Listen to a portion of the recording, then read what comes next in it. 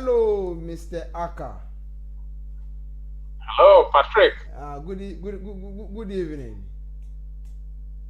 Thank you very much. This is www.ghanainfrance.com website specially created for the Ghanaian community here in France and Ghanaians in the diaspora.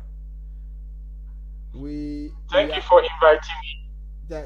You are welcome. We are very happy to have you on our program called Ghana Diaspora Eye. We heard about you as a black star in Holland, and we decided to call you and find out why you became the black star in Holland. I hope everything is okay.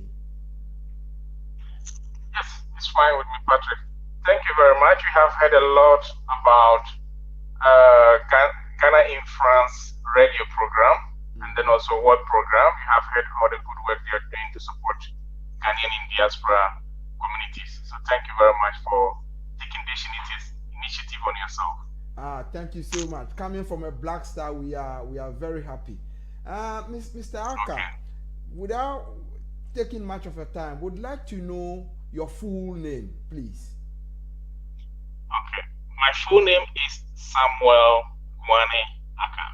Samuel Gwane Ackah. What is the meaning of the Gwane? Because Gwane is not familiar in Ghana. It is true. I tried to trace the name, and then I asked my parents, but my father couldn't tell me. So it's just one of those names that might not have a meaning. So Okay. I don't know. That's fine. That is not why we called you anyway. Mr. Ackah. Okay. Yes. When did you arrive in Holland? In 1995, I arrived in the Netherlands. Yes. 1995. So roughly 22 years. Yes. Okay. Mr. Ackah, can you please tell us where in Ghana you come from? Because we know the name Ackah is most of the time from we find the Ackahs from the western region, but no, you never know. Can you please tell us from yourself? Like, we want to know where you come from in Ghana. My parents are from West Africa in Zima, and then the city is called Bonyere. My father is from Bonyere. My mom is from Itikobo number 2. So 100% in Zima blood, but I was born and raised in Kumasi. So yes. Okay. But when you say Bonyere, is it the same as Bonyere in the Ashanti region? No, Bonyere is that one is in Ashanti region, and Bonyere is in the western region. We understand the Nzemas are also Akans. This Bonyere and Bonyere, have they got links? Is it because of the? I didn't study history, so but it is true that in Ghana, you have most of, you can see that the Akan tribe is very big. Mm-hmm. You have similar dialect that are cross. So for us even to study P, it's very, very easy for us to learn P without any difficulty. So I would say it's I would say dialect.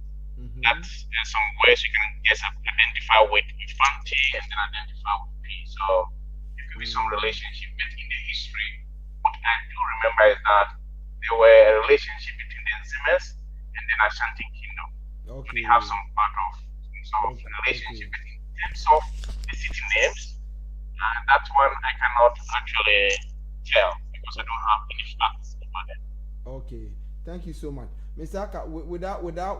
Without giving you any instructions, we would like you to speak slowly because this is a video call, so we can get your voice clear for our viewers.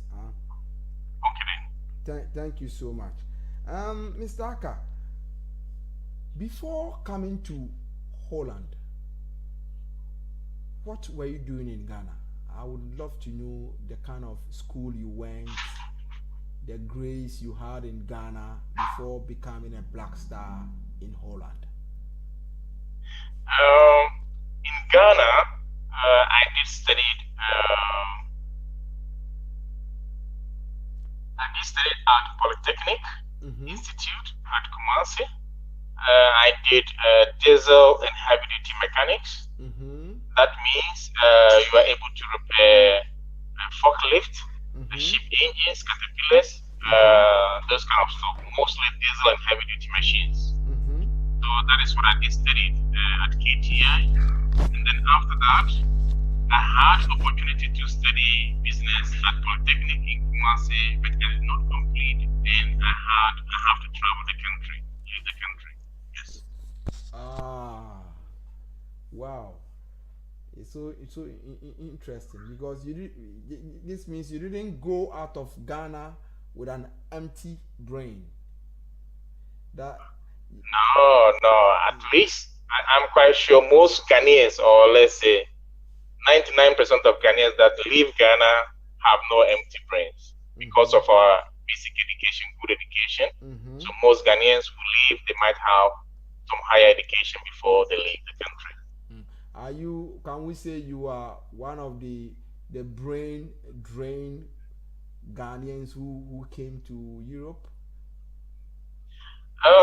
It's partly, it's half because on the polytechnic level, I have gained some knowledge, but then when I came here, I did also study. So you can say, since I leave Ghana, we'll get there, Mr. Ackah. Please don't.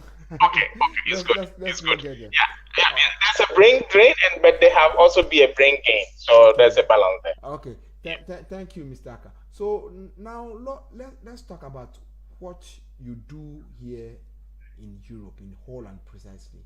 What is your profession today? Can you tell us about the what you've done before and today? Patrick, thank you for your question. I have had several positions in the Netherlands. When I came, I had my first degree here, International Business Studies and in economics. So after graduation, I worked for international companies. I my interest is in finance. So I started from the lower level as a financial administrator, and then help companies to prepare their annual statement, their financial statement. And then from there, I quit my studies, moved to UK where I did my master's in finance and accounting, and then also international banking. Wow. So I returned to the Netherlands back again, and I started to work for a Dutch bank called ABN AMRO. Wow. Where I had a position as a financial controller on a country level, and then later I was promoted as a group controller managing 22 countries, reporting. And then the Dutch bank was taken over by 3 banks, and one of them was Royal Bank of Scotland. So after purchasing the Dutch bank, I ended up working for Royal Bank of Scotland in UK, London. So that means my job was more between the Netherlands and the UK. So I traveled Monday to UK and then back into the Netherlands for quite 3.5 years. It was very interesting, but also a bit, I would say, difficult because leaving the family back. So I have had a series of positions. So in Royal Bank of Scotland, I worked as risk manager. Wow. In Royal Bank of Scotland in London. Wow. However, now I'm working as finance lecturer for the university in the Netherlands. Wow. Finance lecturer in the University of Netherlands. Wow. Yes. So you want to tell me that leaving Ghana, with what you did in Ghana, you were able to do this. How come? Did you learn all this in Ghana before coming? I would say that the Ghana education gives you a strong foundation to build on the additional knowledge on it. So I started my business studies in Kumasi, and then when I arrived in the Netherlands, then with the passion that I had, it was very easy to study these courses that I follow and specialize in finance. But of course, you have to be determined and commitment and have a passion in what you do and brighten the corner where you are, and everything was possible if you have that kind of edge and drive that you want to achieve something, then you're more focused on it. You will definitely work hard towards it. You definitely achieve it. So yes, and education contributed a lot. I would say very, very much so. Oh, okay. So if I understood, when you came to the Netherlands with the what you had already acquired in Ghana, you decided to pursue your education here in the Netherlands. Yes.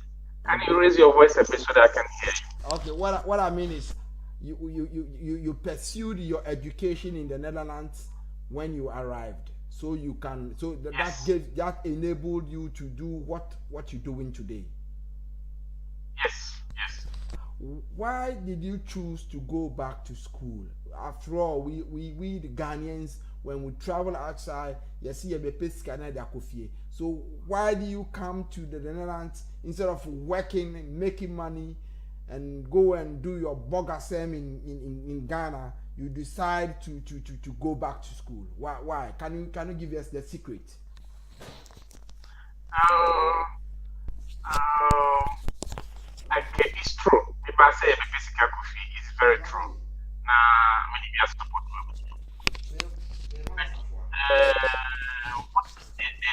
I would say secret is the best knowledge or the best asset of every country in the world is actually the intellect of their people. The best asset of every country is not their natural resources, not their gold, diamond, whatever that they have. The best asset of every country in the world is their people, and their people is the knowledge and the skill that they have, their intellect. What the people can do, the knowledge that they have acquired, the skill that they can use the knowledge to do the most asset, because it's the knowledge brain that they can use to create all these things around us. So when I came here, we live in an advanced country.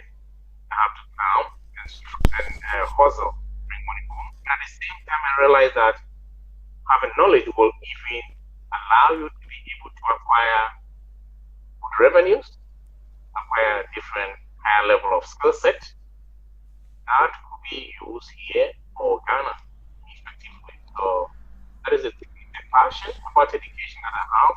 But then also I believe that the best asset of every country is their human intellect.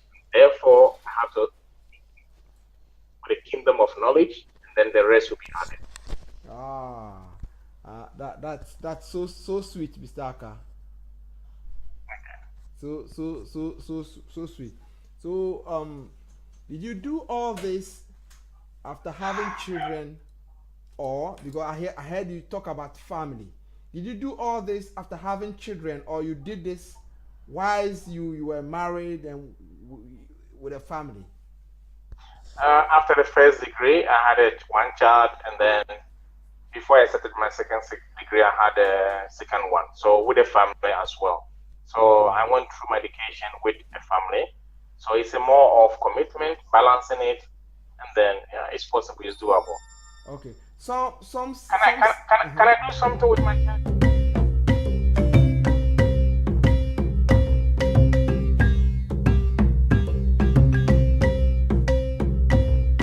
Yeah, because it's not connecting well. No, it's okay. We can continue. No problem. I'm hearing you perfectly. Now it's 15%, then my charger is gone. Yeah, we'll finish it just right now. Just give us 2 minutes and we'll be done, please. Okay. Thank you so much. So talking about you coming to the Netherlands and all you've been through to the success you have now.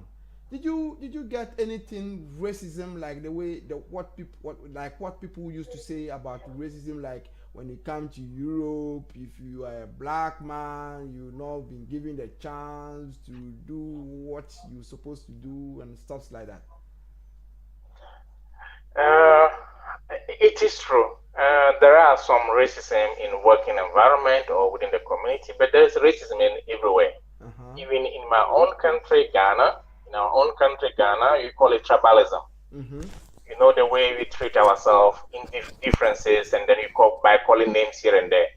So there are racism everywhere, but you don't let those weak things in every community or society to overdrive what actually want to achieve. In the beginning, I had a bit soft skin. That means if I see some racist actions or any racist ways towards me or at work, then I was so sensitive. So, but then you have to develop by prudence. You have to develop and think, what is the most important? Are you actually going to focus on those little things being said about your color or about you, or you want to focus on the main goal, get the skills, get the knowledge, and then after all, we are there to make sure that you earn enough to support your family here and then your family back. So you have to look at the higher goals than just these kind of small things. But there are racism everywhere. In my own country, Ghana, we call it tribalism, where we also tend to discriminate within the cultures that we have in Ghana.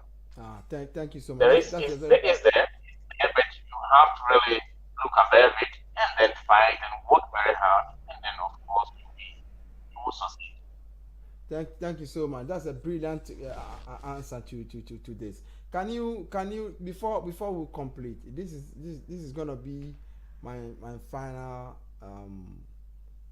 question or something I want from you. Being a Ghanaian who was born in Ghana, you've come to Europe after the brain drain. Now we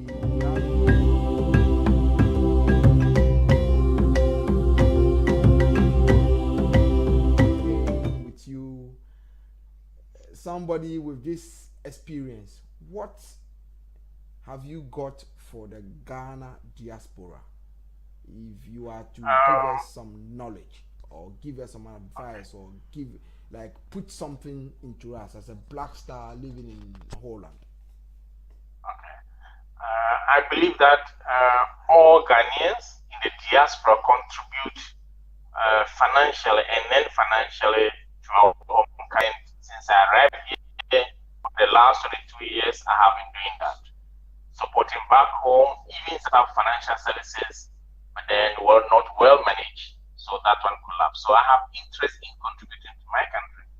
And creating job is also one of the things that I believe that I have to contribute to my country, because, as I said, every country, their best resource is their human intellect. A lot of Ghanaians in the diaspora who left our country, 7 different nations, from all kind of different jobs. You have Ghanaian lawyers, scientists, doctors, bankers and nurses, different types of jobs. And then those that are working also, let's say, in different levels of, let's say, different companies. So we have different layers of Ghanaians, skills, and human capital actually working abroad to serve these foreign nations globally, where we are not serving our nation, but what we do is financially, most of the time, we send money back home to support. I also engage in an NGO program where you support schools in Ghana. You build schools, classrooms, you support school materials, books, pens, tables, computers. You support also sometimes even to hospitals. So I do my best to contribute to support back home.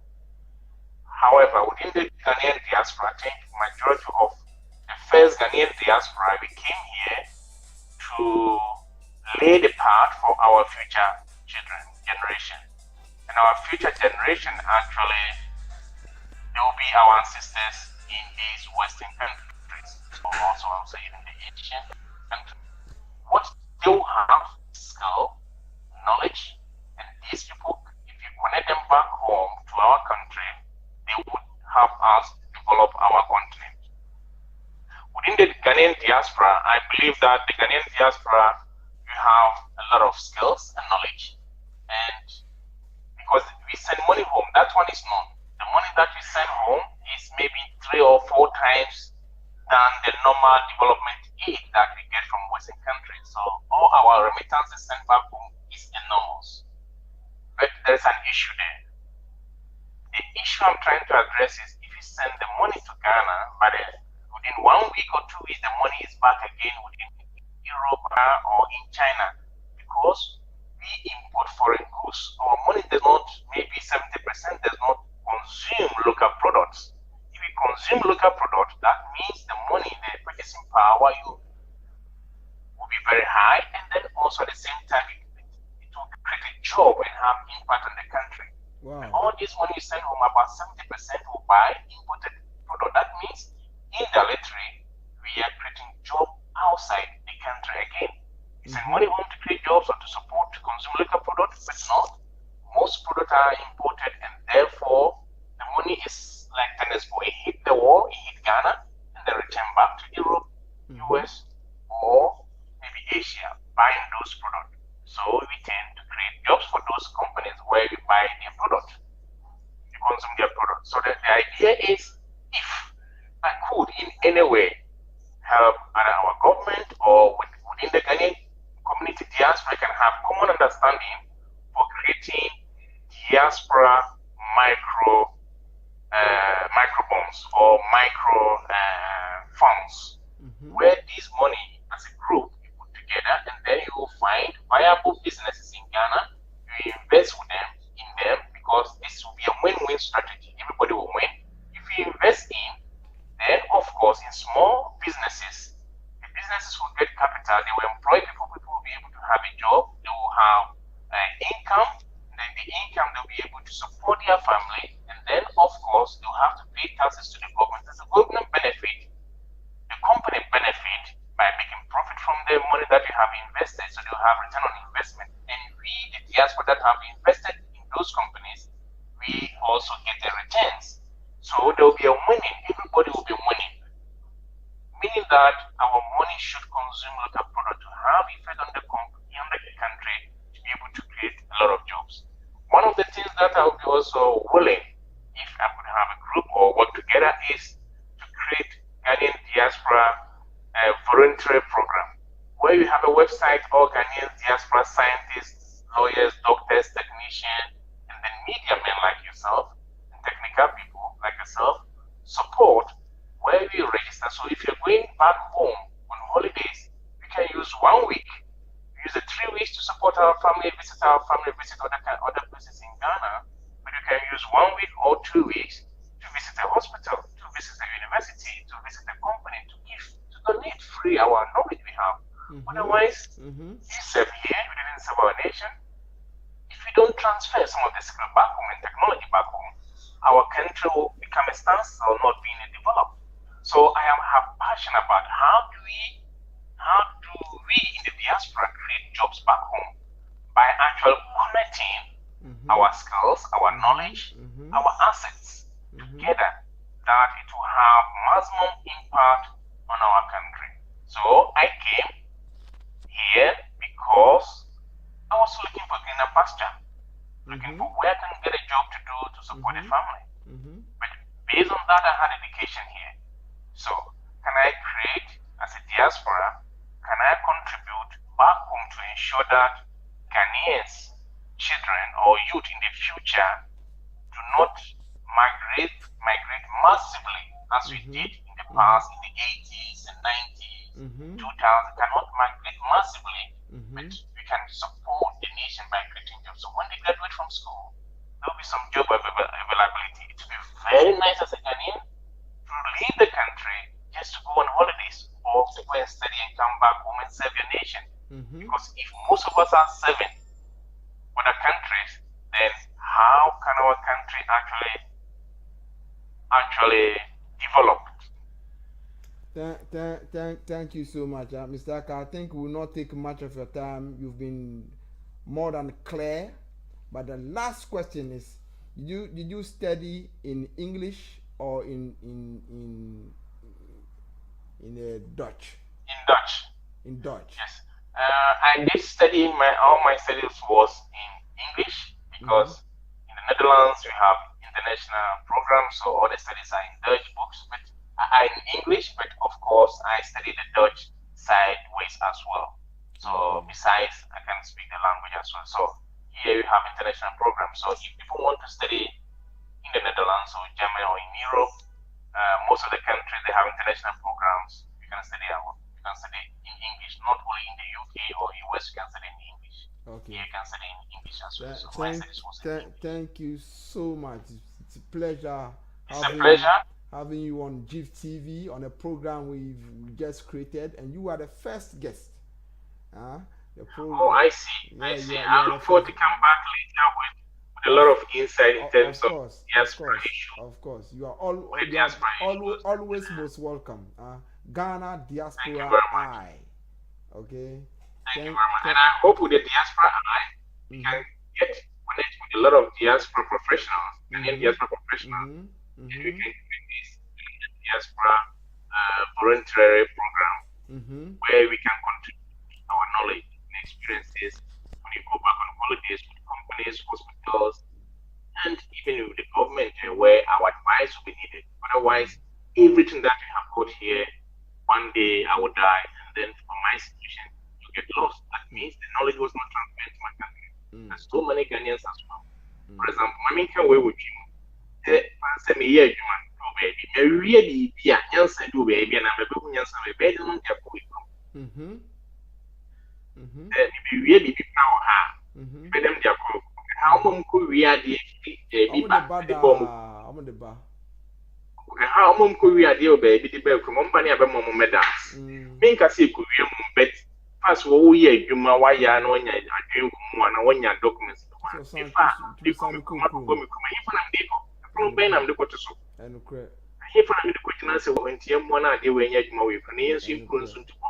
And correct. Network you upload no, why not before you upload the companies here, you more, you need to be very for the different. And correct. Thank you very much. You're most welcome. How do you say see you next time in Dutch? Tot volgende keer. Come again? Tot volgende keer. Okay, and so yeah, that's it, that's it. Okay, bye bye. How do you say that in French then? À bientôt. À bientôt. Okay, thank you very much. You're most welcome. Nice talking to you. Bye bye. Okay, it's a pleasure. Always welcome. Bye. Bye.